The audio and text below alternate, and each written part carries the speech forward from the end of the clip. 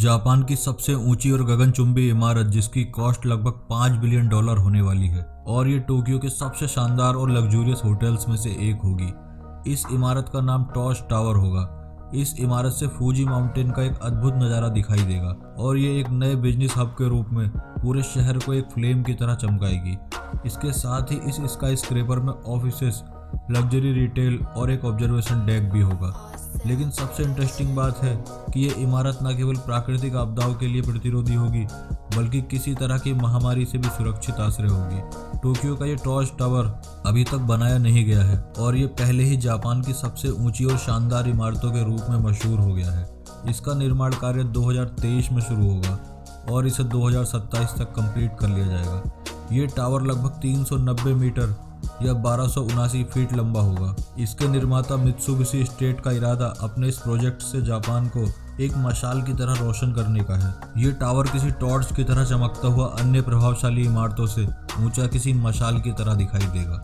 इस गगनचुंबी इमारत को टोक्यो स्टेशन के सामने बनाया जाएगा, जो पूरे शहर के सबसे व्यस्ततम रेलवे स्टेशनों में से एक है, जिसे टोक्यो टॉर्च भी कहा जाता है। इस स्काई स्क्रैपर की लागत लगभग 500 बिलियन येन या 4.7 बिलियन US होगी। ये इमारत 63 मंजिल ऊपर और 4 मंजिल अंडरग्राउंड होगी। इन मंजिलों में विभिन्न सुविधाओं और व्यवसायों का वर्गीकरण होगा। इसमें एक कमर्शियल फैसिलिटीज के साथ ऑफिस कॉम्प्लेक्स और बैंक्वेट हॉल भी होगा, जो कि लगभग 2000 लोगों की मेजबानी करने में सक्षम होगा। इसके साथ ही इसके नीचे की मंजिलों पर लग्जूरियस और डिजाइनर ब्रांड्स के शोरूम होंगे। लेकिन इस ब्रांड न्यू बिल्डिंग की मेन हाईलाइट नीचे नहीं बल्कि ऊपर की मंजिलों पर होगी। इसके कुछ टॉप फ्लोर्स पर तकरीबन 100 गेस्ट रूम्स का एक लग्जूरियस होटल होगा।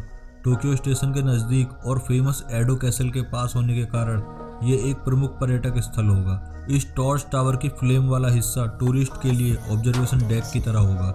इसमें इंडोर गार्डन के साथ साथ असली पेड़ पौधे भी होंगे। यहाँ से टूरिस्ट जापान के सबसे ऊंचे पर्वत माउंट फूजी और साथ ही नीचे शहर का एक नायाब दृश्य प्राप्त कर सकेंगे।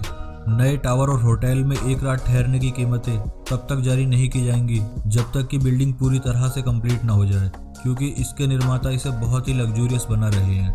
इसलिए इसकी कीमतें भी टोक्यो के सबसे बेशकीमती होटल पार्क हाइट टोक्यो की तरह ही काफ़ी महंगी होने वाली है। इस लैंडमार्क होटल में एक रात ठहरने का किराया $1000 से $10,000 तक होता है। ये बिल्डिंग सिर्फ अपनी खूबसूरती से ही लोगों को अट्रैक्ट नहीं करेगी, बल्कि ये दुनिया की सबसे सुरक्षित स्काई स्क्रैपर्स में से एक होगी। मित्सुबिशी स्टेट का दावा है कि ये बिल्डिंग जापान में आने वाले उच्चतम स्तर के भूकंप को भी नियोजित करेगी। ये किसी प्राकृतिक आपदा के वक्त जरूरतमंद लोगों के लिए सबसे सुरक्षित ठिकाना होगी। साथ ही इसके गेस्ट को भी कहीं बाहर जाना नहीं पड़ेगा, क्योंकि वो पहले से ही शहर की सबसे सुरक्षित इमारत में होंगे।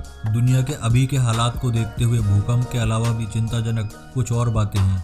मुख्य रूप से महामारी। शुक्र है कि ये बिल्डिंग बहुत हद तक महामारी से सुरक्षित होगी। जाहिर तौर पर पर्यटकों और गेस्ट को अपनी ज़रूरत की चीज़ें बाहर तलाशने जाना पड़ता है, पर इस बिल्डिंग की निचली मंजिलों पर खाने पीने और सभी तरह की सुविधाएं मौजूद होंगी। लेकिन अगर आप अतिरिक्त सावधानी के लिए अपने स्वीट्स में ही रहना चाहते हैं तो इसके लिए भी हर रूम में डिलीवरी के लिए वर्ल्ड क्लास की फैसिलिटीज़ मौजूद होंगी।